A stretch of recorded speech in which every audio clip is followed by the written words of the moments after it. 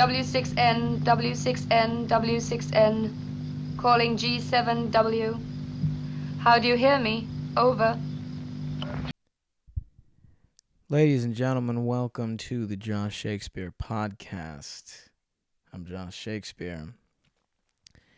I wish all of you could understand how angry I am right now, but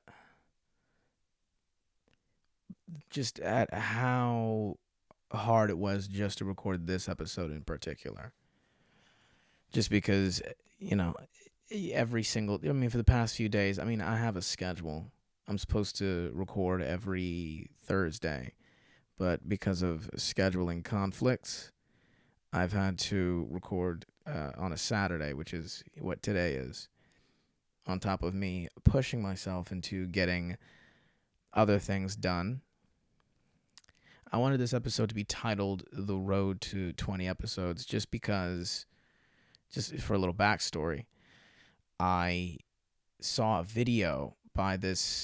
Instagram reel by this rapper named La Russell or L.A. Russell. He has one song that I really enjoy. And if maybe you're up to date on the L.A. rap scene, you might have heard of him just because if I understand correctly, he's done a very DIY form of making just a new song almost every other couple of days and then posting it and then doing live concerts and then just sort of creating a fan base from the ground up with social media. And I think either he created his own record label or I just know that he did it all by himself, and he wasn't necessarily pushed by any particular label.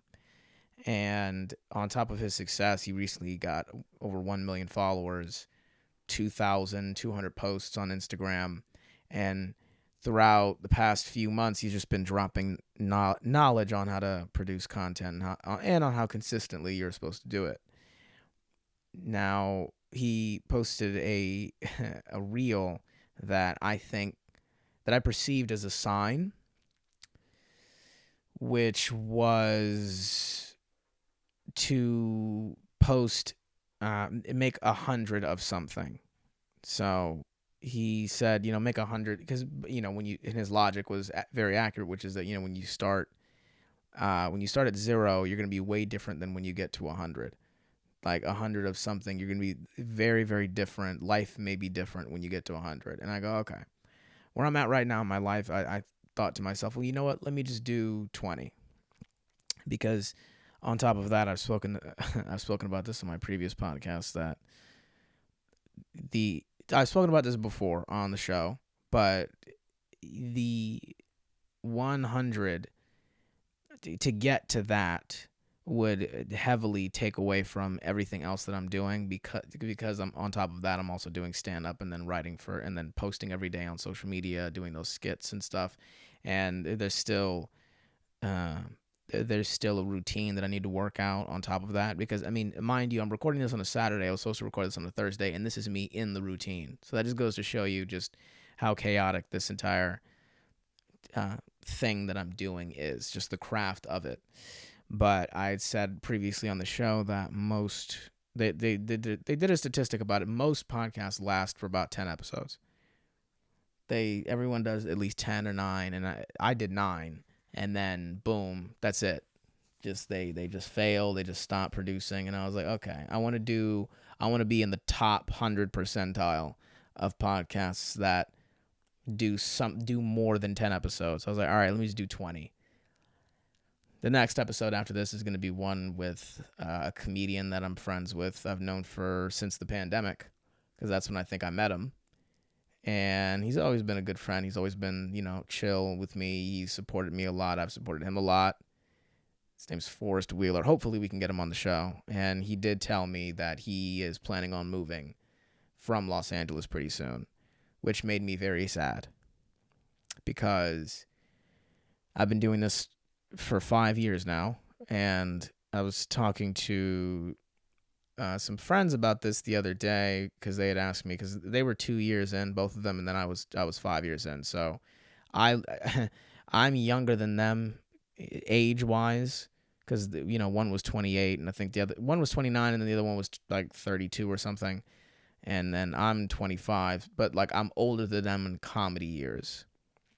I'm younger than them in human years, but I'm older than them in comedy years, and it's just looking at the three of us together, you would not expect me to have the most experience. But they asked me, what have you noticed in the span of 5 years that you've been doing this? And one of the things I said is that friends move away, which is very, very unfortunate. It's very, very sad. And it's obviously not just a comedy thing, but whoever, wherever you are in your life when you're listening to this, and whoever you're friends with, hold on to them as much as you can, but definitely understand when it's time to let them go. When it fizzles out, when it's time to move on. It's a very the journey is wild. That's what I'll say. The journey is wild. It's not what you think ever. It feels way, way different than what you thought it would be in your head. On top of seeing friends move away, I've had a few people pass away. I've had a few people die. I've had like 1 or 2 people kill themselves. I have a few friends that have been canceled because of that narrative that people have where they say, oh, you guys think canceling is when, the person disappears and you never see them again. But it's actually like, it's actually like they get canceled and then they come back. And I go, yeah, it's both. Like I've done sketches with someone. I don't want to name them, but one of the people that I've done sketches with before in the past, they got canceled and then they just did a soft quit. And then now you just kind of don't really hear about them. But it really just goes to show you, because that was one of the things I said, was you see people move away, you see people unfortunately pass away in all different types of ways, and then another thing on top of that is you see people fall off. That's like one of the saddest things to watch, especially if you feel like you're experiencing a falling off, which I low-key did. I'm, I think, self-aware enough to admit that. You notice that, like, I just know I feel different. Some people might disagree. I do have people that, I'm even talking to someone right now that is listening to the podcast that was like, no, this is great. I think it's very funny. I think it's great. But I just know that I feel very different now than from when I started. And maybe everybody else feels the same exact way, because you know how they say, well, the spark of creativity and motivation is kind of gone from a lot of the art that you see. So it could be very much other people that are also experiencing this. But I just remember that there was like this almost freshness. There was almost this vivacious gusto to how I did the craft and how the craft felt around me versus now. And yeah, I'd probably say the pandemic is what did it. And ever since, I've just been trying to rekindle that flame or try to make it seem as if it's just as hot and fresh as it was back then. But I mean, hey, I think that's just, now that I look back, that was just the 2010s. The spark kind of died when we hit 2020. And I was talking to my friend about that too the other day, where it's like, dude, the 2010s, looking back and the further we get away from it, was such a good decade. It was a fantastic decade. And then it just came crashing and burning around September 2017. And then from there all the way, I've spoken ad nauseum about exactly what happened on September 2017. That was like the 9/11 of the creative industry and in Hollywood and stuff. But from that point all the way up until now, it has just been on a very steep, it's been on a very precipitous decline. And it's unfortunate. So I've seen people fall off. I've seen people who are hilarious get less funny. I've seen people who had promising futures get stuck in a project and then just become something else or someone else entirely. And then on the other side of that, they just kind of stop.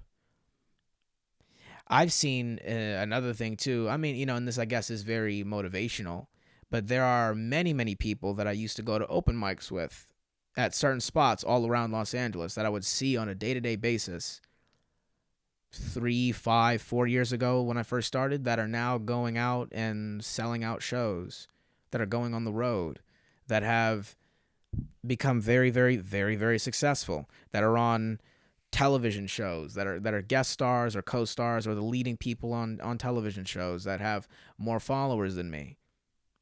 You'll see a lot of people pass you doing this. You'll see people, and another thing too. I mean, that's the new era that I'm in right now, where and you have to. It's very difficult to not get jealous. You do understand that it is all internal. It all happens inside of you. And another thing that I'm noticing now, the phase that I'm in now, is watching young people, in particular women. I notice it's primarily women, not really any guys, because I mean, I guess that there's a role that plays into that. But they'll show up, only have been doing this about like a year, 2 years, and they're booked on every single show at every single comedy club and opening for features and headliners and main acts, and helping produce their podcasts and going on the road with them and headlining. And they'll be way younger than you in comedy years wise, and they suck.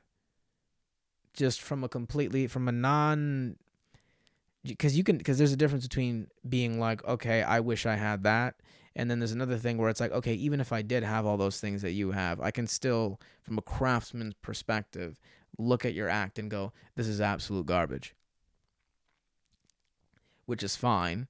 That's not the end all be all. There's obviously room for them to grow. But when you see them have that, and then it's just a never ending effort to see the success that they have on social media. And then you have to keep checking in with yourself, sans therapist, but with maybe ChatGPT, and being like, yeah, their success does not mean my failure. And right. And you're right. It's a marathon, not a sprint. That was another lesson that I learned at the end of that as well. That was another lesson that I learned, that I'm learning now too, on top of that, where it's just a lot of it is not, how far you can go, quote unquote, so much, or how much you can do, but really just how long you can last in this game. That was another thing that I'd said to my other comedian friend about this a while back. It really just, it does depend on how long you can last, because as I said before, I mean, you'll look around and then everyone around you, the things will just be completely different. It's one of those, and it's very it's very much like a what's the word? Not literary device, or this is like a storytelling device, or like a narrative device, where it's like, I wish I could go on Sunset Boulevard right now and just stand in front of the Strip, like a building, 5 years ago, and then do that like time lapse you see, and in like those introspective comedy shows, maybe like Master of None, or like maybe like Louis or something like that, just so you could see just how different things were 4 to 5 years ago. Where I've been driving down the same streets to go to open mics and do comedy shows for 5 years now, and I'll catch myself being like, oh wow, I remember when that building was a coffee shop. I remember when there was nothing there. I remember seeing them work on this, and then now it's finally finished. I remember, waiting outside to go to that open mic right there. And it's been demolished since COVID. Now it's in the middle of being built as an apartment complex, and there's a guy getting stabbed outside. So it is a very introspective phase that I'm in right now. The road to 20 episodes. This has been one of the most excruciating things I'd ever done. My intention on doing this was to get funnier, grow more of a fan base, because another thing that led into me doing this was because I'd also had what I perceived to be another sign to get back into my podcasting, because I'd watched this interview of this guy who did the marketing for Andrew Tate. More on the Tate brothers in a minute. And I spoke with him directly, and he just goes, well, you are very funny, And however, short form content is not enough. You need long form content. He said that, not that the interviewer, he said it to me in particular, but he goes, you need like long form content so that they can trust you and feel like they really know you and stuff. And I go, okay, so, and that is what I want. I want merch. I want millions of views on an episode. I want tons of laughing emojis in the comment sections of my posts. I want catchphrases that people repeat to their friends or say to me, or, when I'm walking on the street or on a t-shirt, or say it in the comment section. I want that. I want cool thumbnails where I'm just like looking very surprised and pointing at an inanimate object. I want a cool font. I want reels. I want YouTube shorts that take what I say out of context but is still very funny. I want all that. And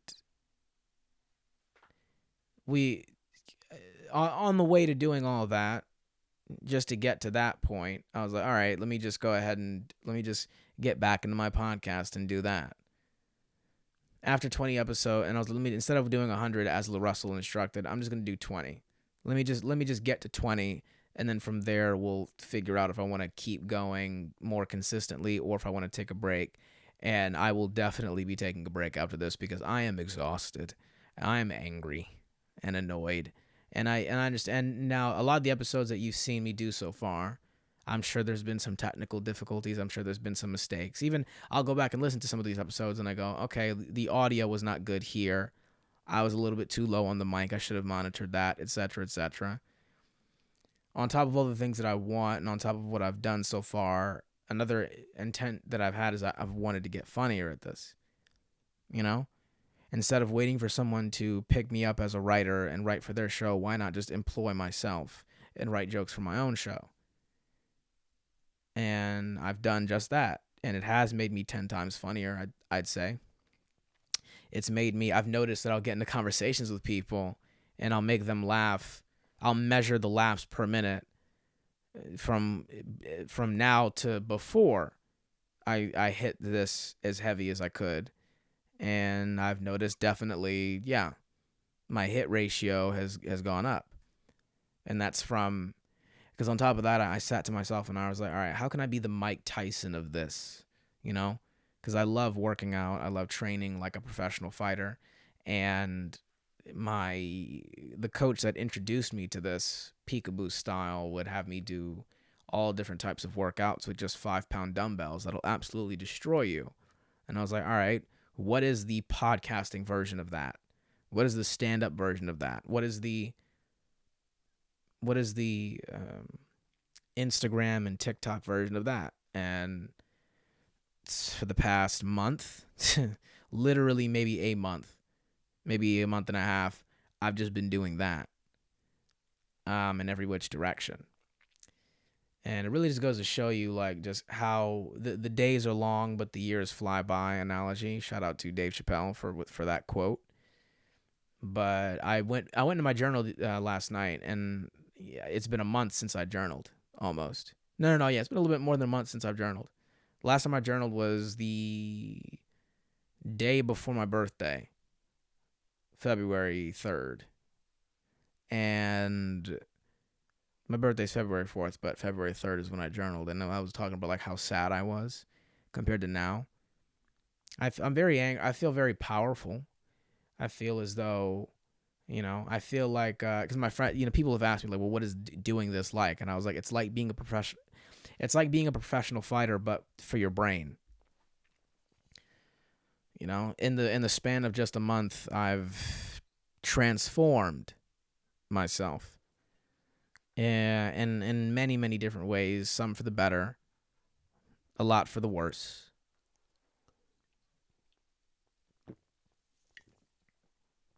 I wouldn't go back and change anything. I'm very proud of what I've accomplished so far. I'm very proud of the thumbnails that I put together myself, the titles of the episodes that I named myself, the jokes that I've written for it, the attempts to create a schedule to do this as consistently as possible all by myself. Everything that you see me doing 90% of the time is just by myself. You know, I had to outsource recently and get a guy from the Philippines to edit my videos because everyone here charges you $60 to $100 like per hour just for like a 16-second video. And I get it. I used to edit video. I'm editing my own videos. This is a very time-consuming process. That's why most of these episodes are audio only. And then another thing, and here's another reason why a lot of these episodes are audio only, is because I'd forgotten that the craft of podcasting was that this was audio only. A lot of you don't even remember that, right? It's like trying to explain Blockbuster to the younger generation, like, because time just moves so fast and technology and things advance at such a rapid pace that I, and a lot of you probably have forgotten that a lot of the podcasts that you're listening to right now several years ago started out as audio only. You didn't see these people on the I was re-listening to the Mean Boys podcast, you know. Shout out to Keith, Tom, and Connor and the extended universe, which would have been, you know, Anna Venezuela and Opie and Ramsey and stuff, all of which are killing it. By the way, another example of what I'm talking about, if you just track where all those people that I just listed are in their lives right now, just being in this business long enough, you know, they've kind of gone in every which direction. But back to my point, it was all audio only. The Tim Dillon show I'd say, I want to say one of the biggest reasons why he acquired such a huge fan base, because you would just sit back and you would just listen to him. It wasn't a situation where you had to go on YouTube and just kind of like watch him talk. It was just his voice was very particular. It was very distinct. It was very schizophrenic, where he would go up and down, and he would make it very wacky. Hold on. Is there anything you want to say to the audience? Get your money up. They don't care about you. No one. And you're going to die alone. Thank you so much, man. I appreciate that. Have a good night, man. Yeah, man. Peace. That's my friend Jeremy Scipio. We're going to have him on the show pretty soon, eventually, if I ever come back. Pretty soon. Hopefully I'll come back soon. I might not take a break after 20 episodes, just because I'm using this as like a therapy session. But yeah, I was, he just called and he's returning my call. But, what a great lesson. That might be the end tag of this show. Who knows? Where was I? I was talking about just the ins and outs of doing this. So overall, yeah. So I mean, I'm trying to figure out where I was 5 seconds ago. Going back into this, it was about just being as strong as possible mentally as I could. You know, I got kind of tired of kind of only going to the gym and not getting as fun. Like, I just wanted to be as funny as possible. Oh, you're right. Going back, and then so a big reason why this is audio only is, number one, I mean, I've always wanted to work on my voice and strengthening my voice. And a lot of these podcasts that I fell in love with that have now gone on to become huge successes, it was audio only. It was you primarily listened and you primarily enjoyed podcasts through the podcast channel. And I think because the market, unfortunately, is so saturated with podcasts that have filmed where you film it, I'm like, well, you know, there might be I see an opportunity to just do strictly audio and then have that niche come back. I've always wanted to, and then this is a goal of mine, is to just kind of bring a resurgence to the comedy album. To just the album. Like, what if you just didn't see me, but you listened to what I was saying? Wouldn't that be better? What about that? Every podcast you do now, everyone that tries to start a podcast, they're like, well, we got to film it. No, we don't. We really don't. Like, the podcast, I mean, I'm just going to list all the podcasts that I listen to where I'm like, the reason why I love this show is because I listened to it first as opposed to watching it. and listening to it. So it's the Mean Boys Podcast, the Tim Dillon Show, and I just thought the Pete and Sebastian Show, truly hilarious, absolutely hilarious. The the Brilliant Idiots, right? These are all podcasts that I remember binge listening to 4 or 5 years ago, some of which when I was back in Connecticut, living here, dreaming about moving out here and doing this. And it's truly bizarre to watch all that kind of shift to where now every podcast that you see, they have to film it. They have to make clips of it and put it on social media of filmed versions. And I'm like, there's a pocket for that. I also see YouTube content creators where they'll like a podcast, they'll have a microphone, they'll have the setup, but they'll only do like 15 minutes on one specific topic, which is something that I want to eventually do in the future. But the editing that goes into that, where it's like, well, here's a photo of what I'm referencing, here's this, that, and the third. And it's like, it used to just be a stream of consciousness, and it used to be just a stream of wisdom that you would hear audio only, and you would enjoy it in the parking lot, on your break from work, or on your commute.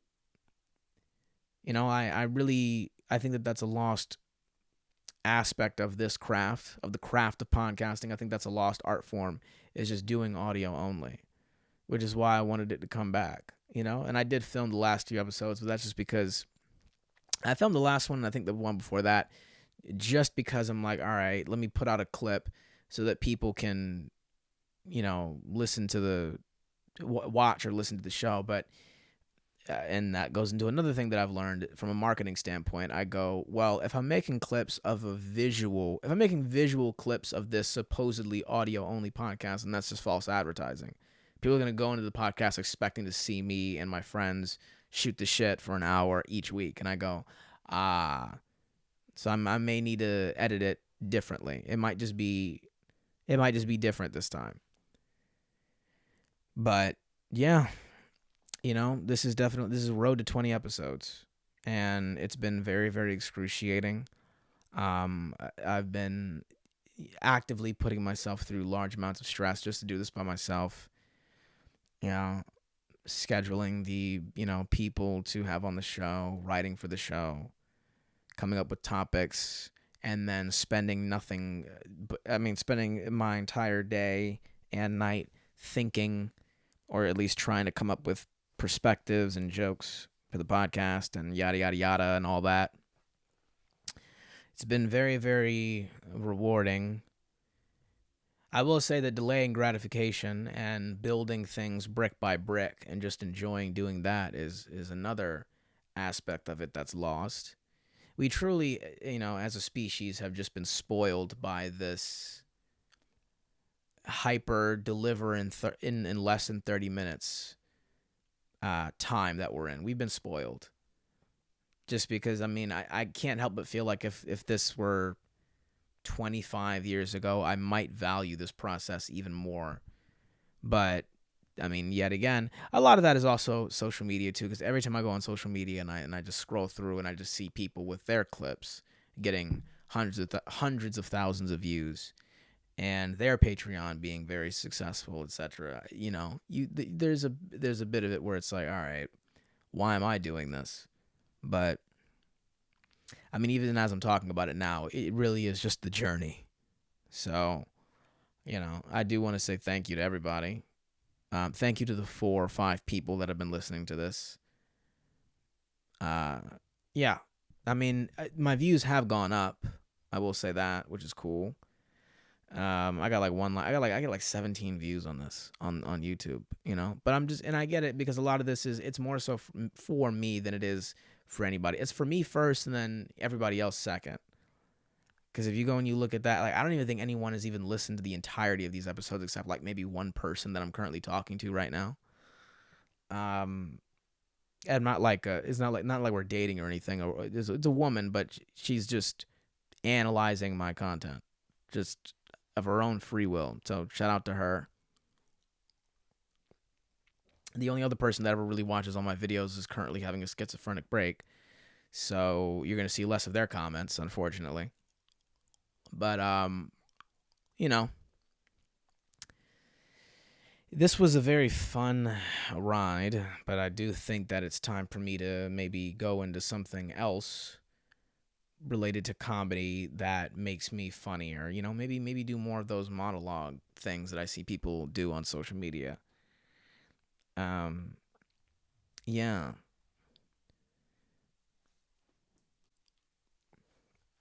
I will say that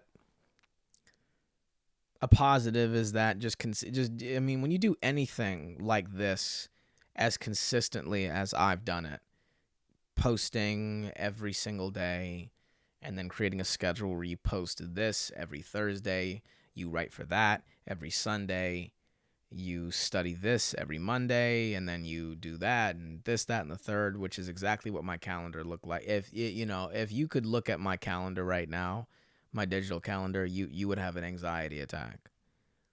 But I will say that you do, thankfully, you do train yourself to value that outcome that I'm talking about less.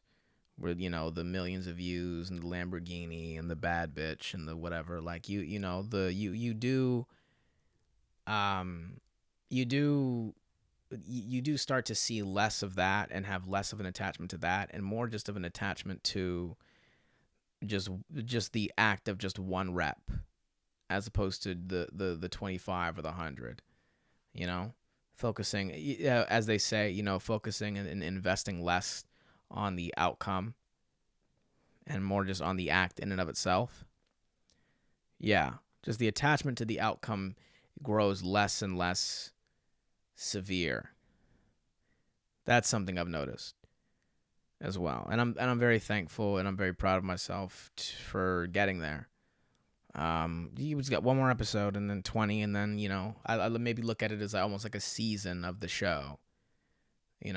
We did 9 episodes, and then now I was like, all right, let me do 20. So now we're at 19, and yeah, so we'll be right back with Jesus, masculinity in this country. Jeez, you want to hear about that?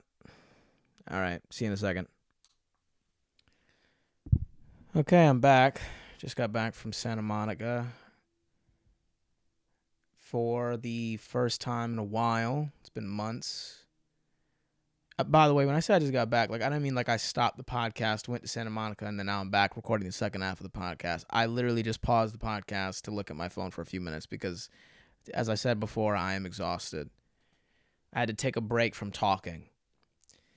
I came back from Santa Monica an hour ago, and for the first time in a while, I went with my friend to go out and get girls' phone numbers. I did not get a single one. I did approach 3 times. It was 3 reps. 2 of the girls I wasn't really attracted to, and then there was a 4th one that she was kind of receptive, but I kind of opened by talking to the dog, which was kind of like a cop out. That is another thing that I'm doing, is just focusing on no more dating apps, no more anything else. Just focusing all my attention on acquiring an authentic connection with someone in real life. Also, one of the I really am putting myself through. I'm really doing it to myself, aren't I? I really am. Because, again, one of the most excruciating things I put myself through. I don't know how some of you do it, where you're just like, fuck it, I'm just gonna do this. I'm just gonna watch porn, or I'm just gonna do that because I can't do it. Because when you go down that path, I mean, it's a very unrewarding, cheap fix. The high does not last that long. There's still a void that you're trying to fill. But I mean, the kicker is just with how busy I am. Meaning, now when I say that, the things that I put myself through for the sole purpose of getting on my purpose and being a funnier comedian, being a better comedian, and connecting with more people, it does not lend itself over to spending hours at a time, which is what we did, going out and trying to get 5 phone numbers a day, which is what was advised to me by a friend, just to get better and have more opportunities and more options. I'd like to have more opportunities and I'd like to have more options, but just going about it that way, it always felt as if it got in the way of everything else that I'm doing. In fact, I used to go to Capital One Cafe almost every single day to write and edit this. That was like my office. I treated it like a second office. I made some new friends there. I visited some old friends that I hadn't seen in a while.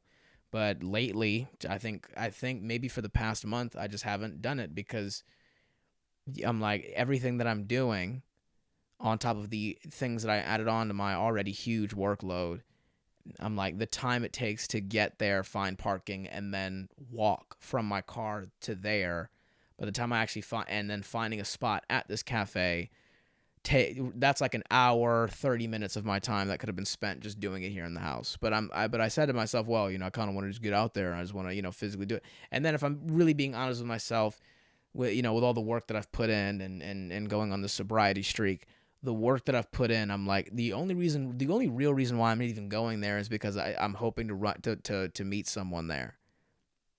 But it's like, these are all Armenian women. They don't like me. They don't like black people. Kidding.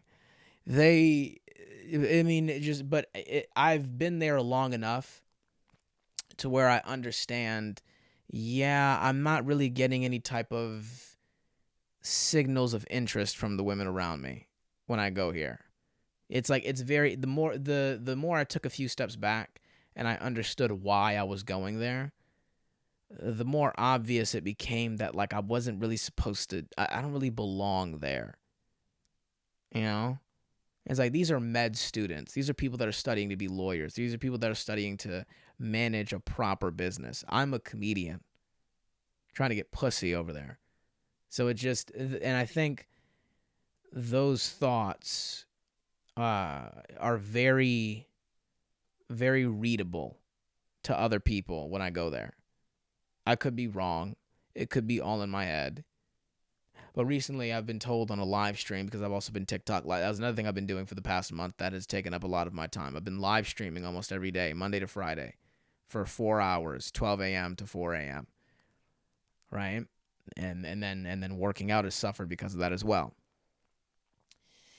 On top of being told that I have like a very vanilla personality, I was also told that my expressions are very readable. And I was like, well, yeah, I'm a stand-up comedian and an actor, so, to be expressive like that, it pays dividends in this field.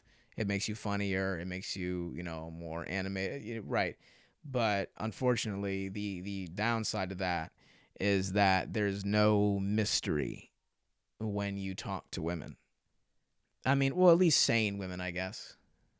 Mentally ill women. Women that are kind of like out to kind of dominate you because of social programming. We've socialized women to be men, so they look, whatever. Or they're just kind of sussing out whether or not I'm a protector or provider, whichever you want to call it, whatever reason they do this. And I was told I was vanilla, and I was told, and I had this like predictable personality type as well. And I haven't done this approaching thing in like a month or two, and I'm coming back and I did it again, and it was very, I feel like shit. I feel like garbage right now. That's another reason why I was angry as well, on top of not being able to do this when I wanted to do it. And I came back, we went out, and same growing pains, same as when I'm doing stand-up, same as when I'm, you're not really into it because of the end result that I'm more so focused on, which is the result that I'm focusing on right now, which is I nut and she keeps sucking.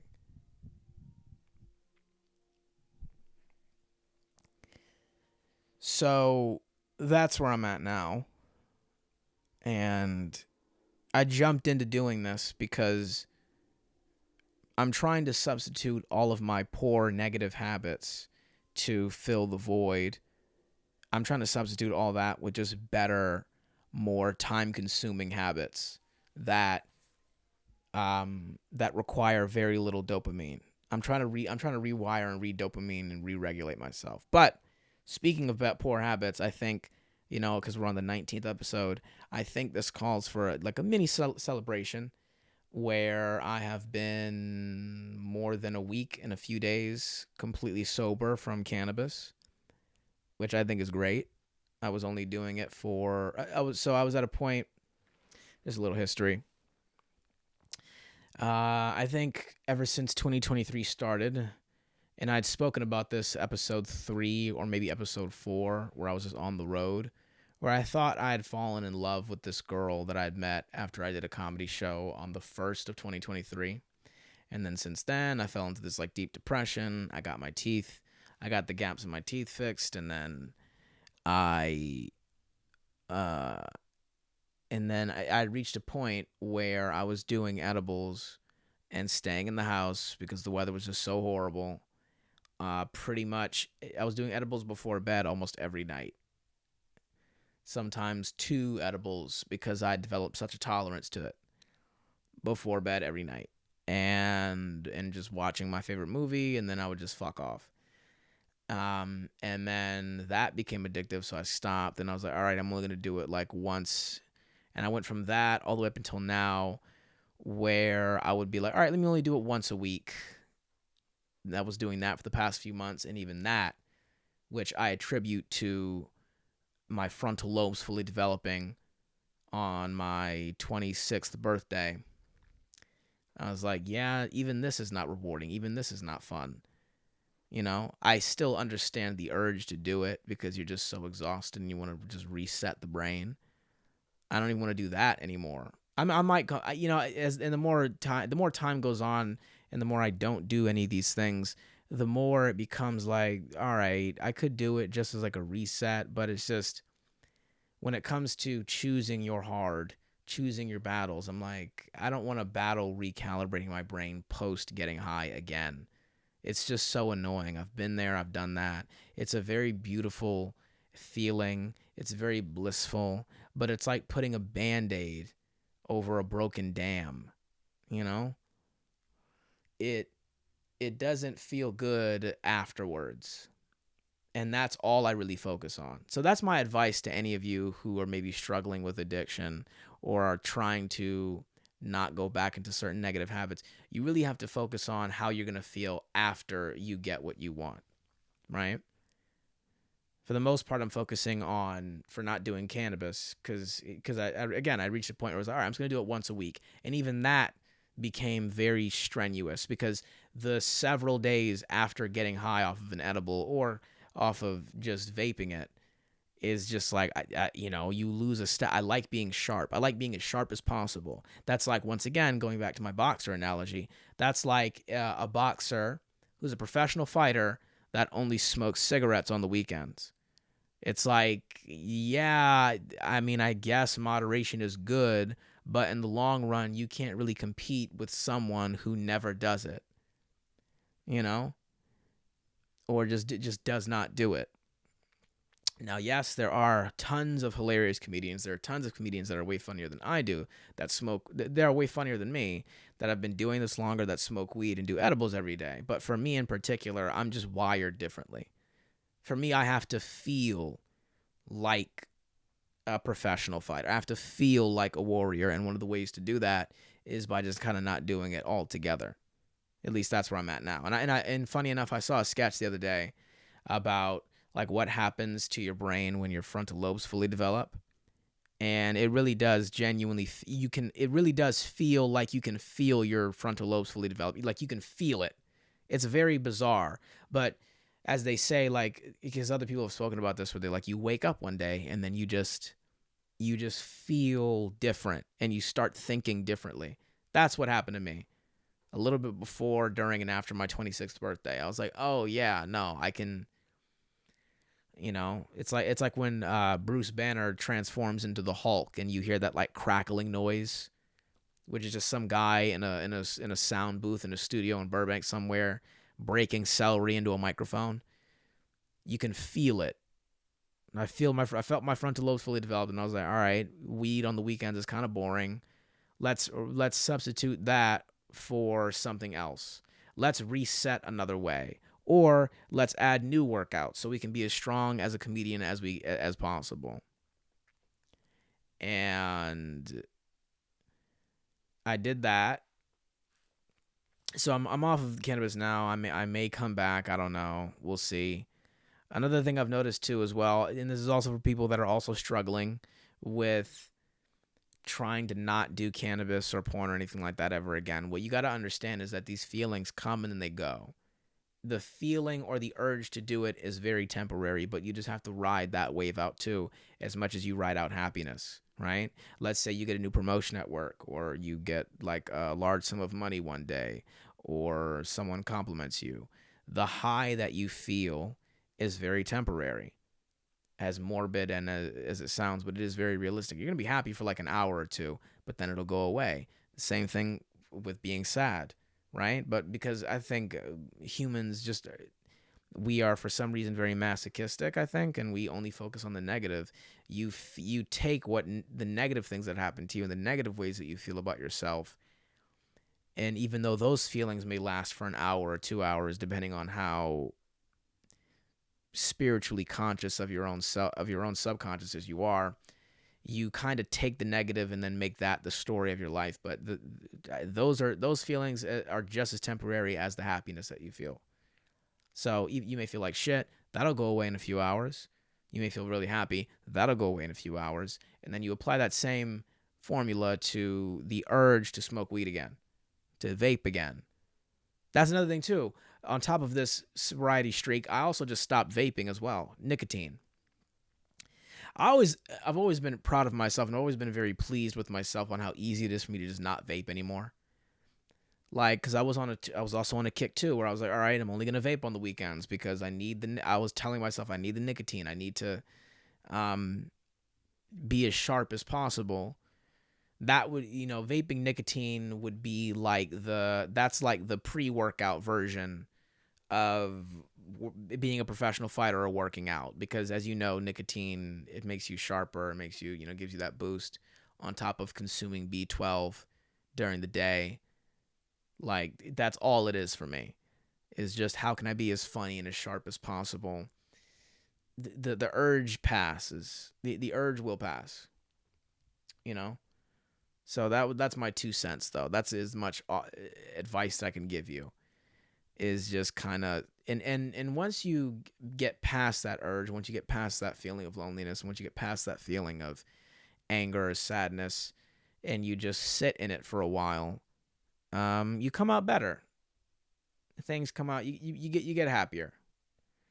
You become proud of yourself because of this new identity that you have assumed, which is like, oh, I'm a warrior, I'm very strong, I'm very resilient, I have an iron mind, I can make it past these things. Now on to masculinity. I'm going to make a video about this. Like, I tried my hardest to write a monologue about this, but I'm like, dude, I just need to record the episode. So I apologize to the 2 people that, listen to this. I may obviously write a monologue about this in the 15 to 8 minute video thing that I was telling you about that I've seen other content creators do. But, and, I might put it in the background of like anime or whatever. I don't know. We'll figure it out. I'm still focusing on the marketing. I'm still figuring out the marketing of this show and how to get more people to listen to it and how to put ads out or whatever. But they're back to the masculinity conversation because Andrew Tate visited the United States very recently. We're back to it again. I'll say this. I'm tired of seeing people go on social media and do these interviews and do these podcasts where they're like, well, I think we need to reconstruct and redefine masculinity. It has been 7 years since we've started this conversation. Clearly, none of you know what the hell you're talking about. Andrew Tate in that time has become more popular, not less.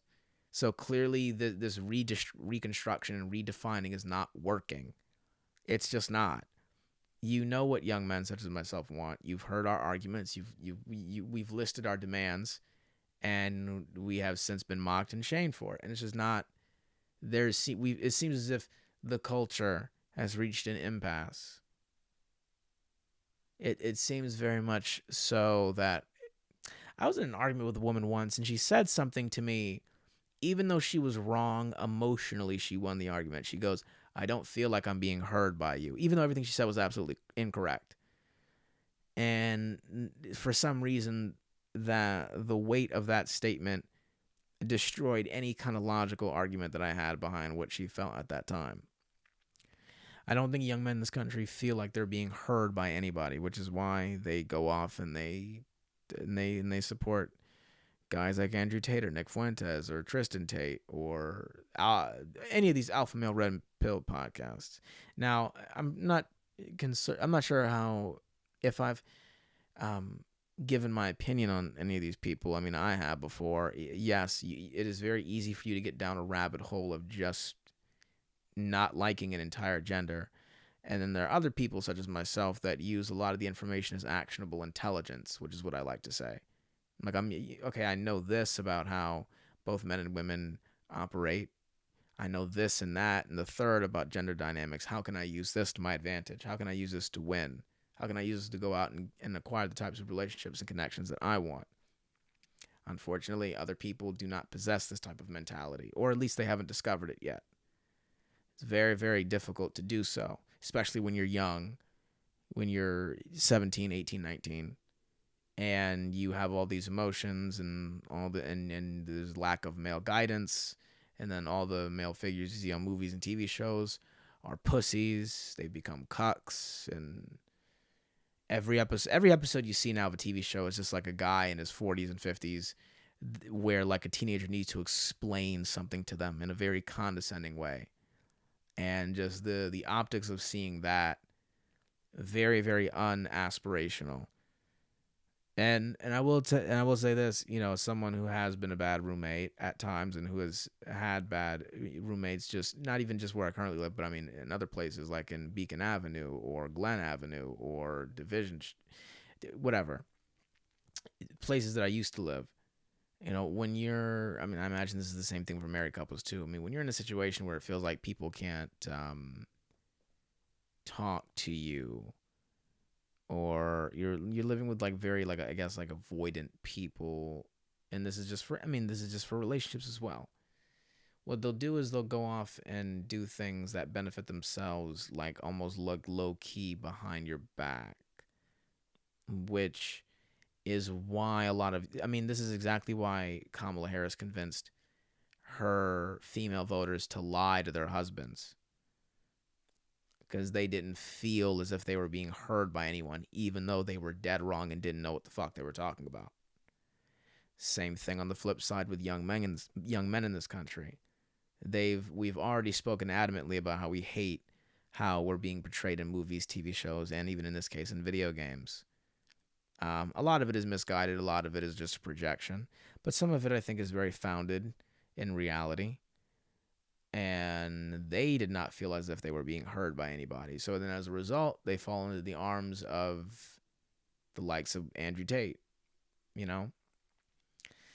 And in terms that maybe liberals can understand, Andrew Tate is the cult leader, and young men are the hot, impressionable girls with tiny waists and maybe like one or two body counts, maybe like one hand job when they were in, elementary school,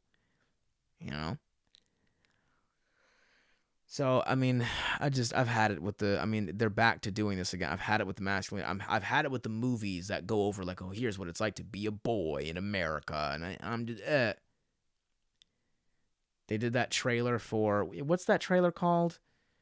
And people on social media were like, okay, adolescence, right? And it was so funny because people pointed out, they go, oh, this is the one time Netflix actually whitewashed a character, because they know that the story this is based off of was a black kid stabbing another black girl.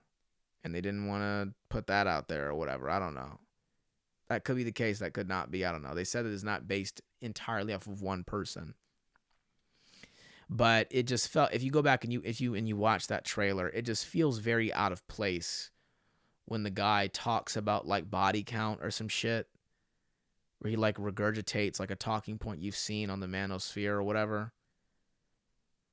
I could be wrong. I am still young. I don't think that kids talk like that. I don't think that they call it the manosphere. The only people that I've ever seen referred to the red pill as the red pill are not the people in it themselves, unless they're part of a social media content campaign. Like, unless it's like Twitter or you make content, they don't talk like that. I don't think they identify as that either. I could be wrong, but it just felt very out of place, and it felt very like salacious. It felt too contrived, and it felt very theatrical. I'll wait till the movie actually comes out and maybe I can watch it. But I mean, can we maybe cut it out with the... That'd be like if to this day I still was like, why are women so upset? Do you see like how it just doesn't... Do you see how it's like, okay, clearly you're just actively ignoring what anyone is saying. There's no way you don't know what people are talking about when they say this, that, and the third. It just seems as if young men are living in a country where only the female counterparts are allowed to discuss why they're upset. My go-to example, well, one of my go-to examples for this, a lot of you don't remember, but it was right after the Me Too movement where female, rage was at an all-time high. Do you remember when, there was where right after the Me Too movement, there was like award shows where you almost kind of dreaded hearing the women go up and talking because they were going to like throw a jab at men. Remember when Emma Stone went on stage and was like, these 4 men and Greta Gerwig? Remember that? Right. Was that appropriate, do you think? Gee, why did we run into the arms? I'm trying to understand this. Do you guys remember when there was an article that came out that literally counted how many words and how many lines in a movie women from like the 70s all the way up until the 2010s had in every movie compared to men? They literally went back and they counted this and they made an article about it. And it's like, sure, I have that article, but I don't get why that is considered appropriate or why that's allowed. But I can't just be like, yeah, if I was dating a woman, I kind of wouldn't want her to be a thought. I don't know how you guys feel about that. Shut the fuck up. Get all that. So I'll never forget when that woman said that to me. She said, I just don't feel like I feel unheard by you. Fascinating. So we're at 57 now, and we're gonna cut this. We've kind of done it now. There's not much else I needed to say about this. This wasn't that funny, but still very introspective. I'm more so just using this as a journal right now. I did set out, my intentions when I came back was to make it sort of espionage-like and kind of talk about spy shit.